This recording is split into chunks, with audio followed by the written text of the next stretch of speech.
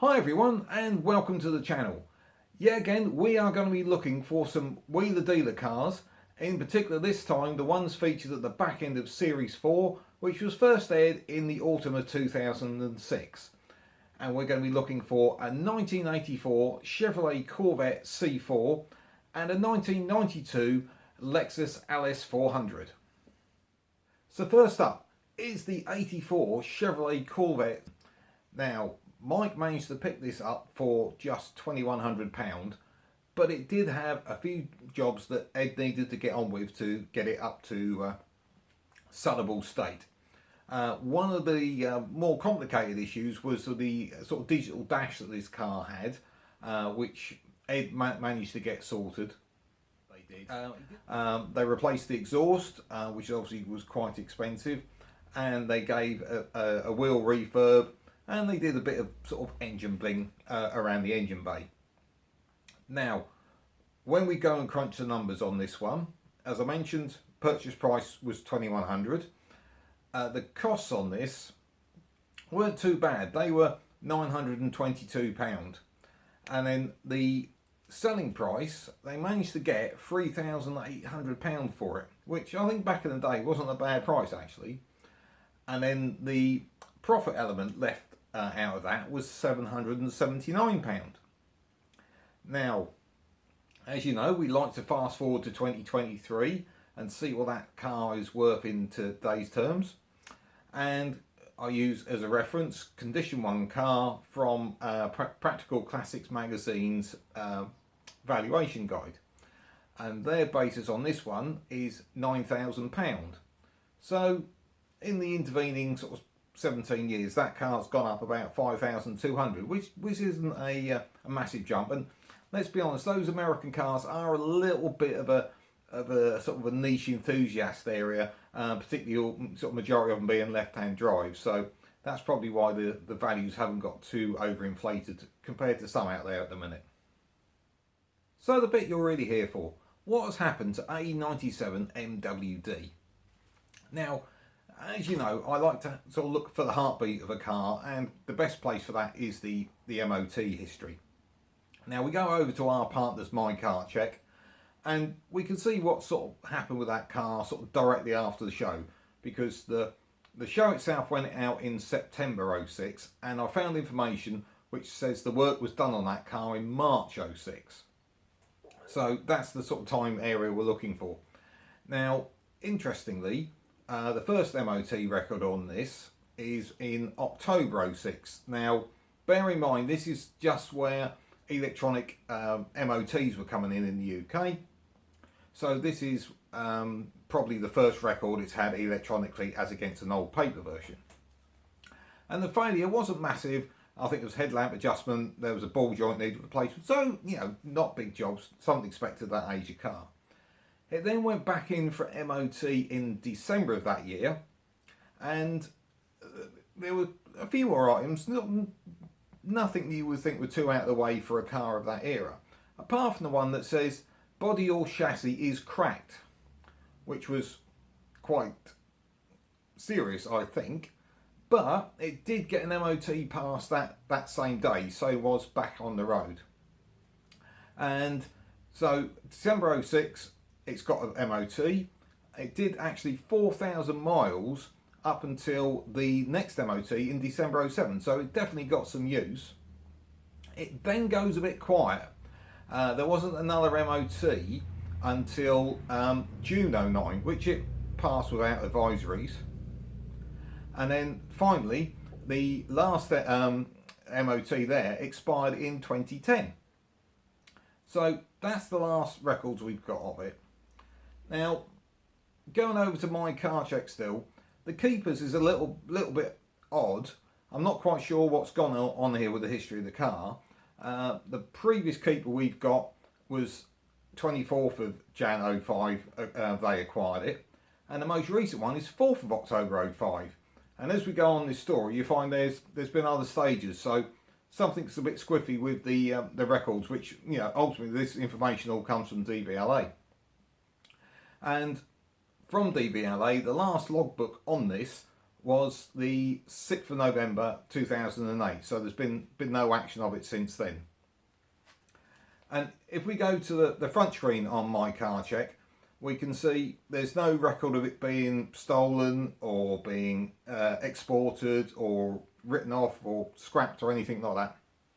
So there's been no sort of official record of that car being destroyed. So I had to do my usual digging around, and I had to dig quite deep because I hit quite a lot of dead ends with this one. But eventually, on a group called the Old Corvette Club, and this would seem to be a sort of almost an archived area of the site, there was a poster called Jason JS who explained that he'd actually bought the car, and he bought it basically from the production company through eBay, and he'd done this somewhere around about September, October-ish 06, so around about the same sort of time that the show went out. The guy that brought it on TV, as we've already learned, it's all done for TV, so that wasn't this Jason JS. But if you remember, I mentioned that the price that Mike sold it for on the programme was $3,800. Well, actually, excuse me, Jason JS only paid, he says, $2,550 through eBay, so he got himself a bit of a bargain. The other thing is, and I'll try and do the highlights of this, is that he got, as if you remember in the Porsche 928 programme, we had a full list of the real costs. Jason had got a similar thing. He said that the original price had been $2,100. They'd spent, he thinks, around about $2,500 on the car, and that excluded the wheel refurbishment and the new battery and various other sort of small parts. He also said the one thing they didn't mention, it actually had a reconditioned gearbox and torque converter, which cost $1,068. So there's a lot more money in this car than you actually saw on the programme. So what did Jason do with this car? Well, in October 06, he actually had it in for a full respray. And we've actually got some pictures here of what the car looked like afterwards. So he has brought it up to a really nice condition at this point. But then his mind seemed to change very quickly, and he'd actually put it up for sale, I believe, through a company called Celtic Classics, which I can't find exists anymore, but they were, in, funny enough, in Wales. And obviously tried to sell it through there. I don't believe had any success, because in May 07, he then had it up for sale through eBay, and that's when his posts on it stopped. So I'm assuming at that point he'd actually sold it through eBay. So at that point, I'm afraid we've got nothing on it. So is it still out there? Who knows? It could be parked in somebody's shed. It is shown as sawn on DVLA computer, so who knows? If you do, please do get in touch. Now, we're releasing this video just in the run up to Christmas, and we thought this was a great time to give ourselves a little bit of a break and a breather, just to catch up with things a bit. But the other thing I wanted to talk to you about is there's been a bit of negative activity, shall we say. We've launched these videos as premieres, and we get a few clever people, I'm choosing my words carefully, who do about 30 seconds of Googling and decide to post the outcome, or what they think is the outcome, under the video before it's even launched. You know, are these the kind of people that stand in the foyer to a cinema and shout out the ending to films? I don't think they probably do. These videos take us probably around about 6 hours, give or take a bit, to do the research. We go down lots of rabbit holes trying to find out information, putting together all the information in a way that I can hopefully convey it to you. And I want to give you guys a story of these cars. I don't just want, you know, if you just want to Google it and get the end story, fine. But this is not the place for it. And I want to give you a story of how those cars have moved around and where they've ended up. And it's so demotivating when you get people do that kind of thing, because it just spoils it for everybody else. And you think, well, what's the actual point? So we're just taking a little bit of a breather, and hopefully we'll get our mojo back. And, you know, Series 5 is there to be done, so hopefully we'll get back to you in January with that one. Now let's move on from all that and look at the final car from Series 4. Now this was something a little bit different. Rather than what I'd be classing as an out and out classic, Mike has gone and purchased a 1992 Lexus LS400. Now interestingly, with the Corvette we've had before in this episode, which is very much an American car, this Lexus was very much targeted at the American market, sort of a big car for those interstates and so on. So let's see what happened. So the car itself cost just £1,300. So, and I think this was very much wheeler dealers trying to show you could do something at the budget end.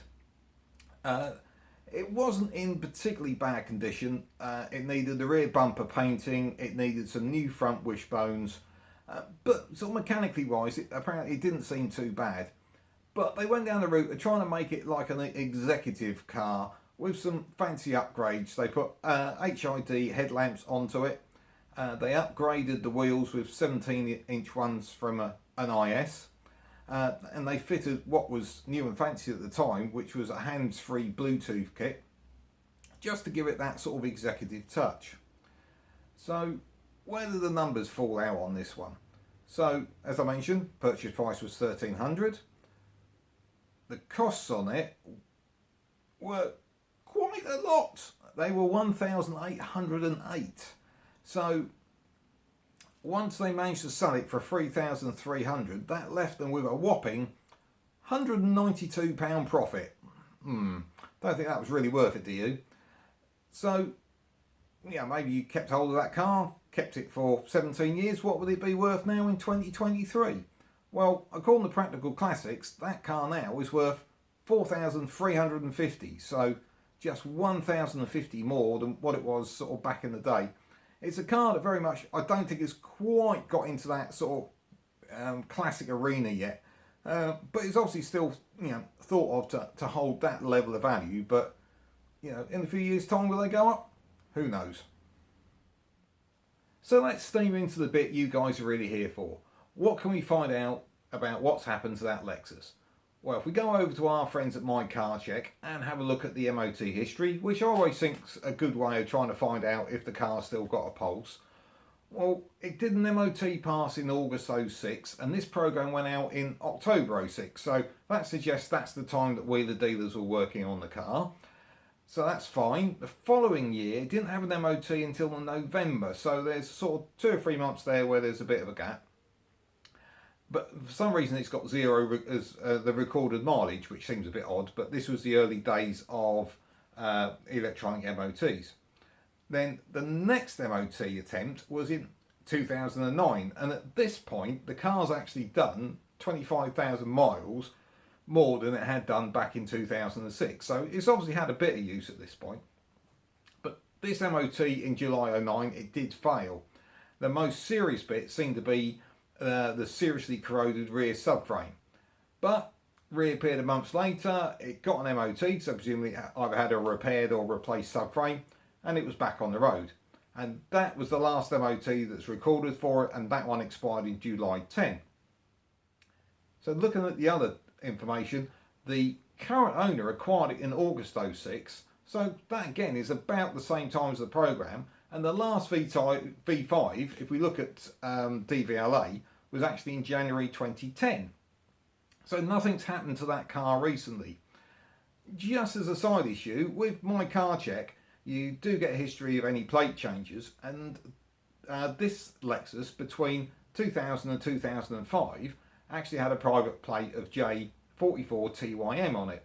So as I thought it was a bit of fun even, I'd see where that plate is now. And it's actually on a 2002 Lexus. So assuming that plate hasn't changed hands, whoever owns it is a bit of a Lexus enthusiast. In fact, I'd say a bit of a serial one.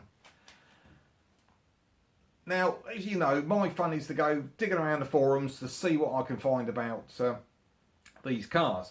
Now, this one's a bit tricky. It's a more of a common car than, say, like an Alfa Romeo Spider or a Corvette and so on.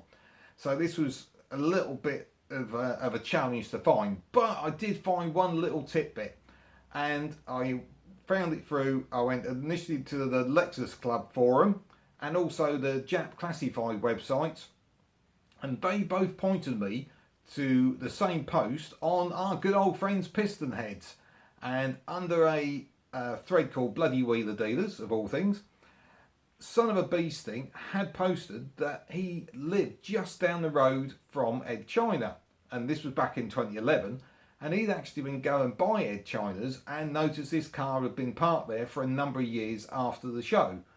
Now, he hadn't been that way that was sort of recent to that 2011 post, but as far as he's aware, it was still there.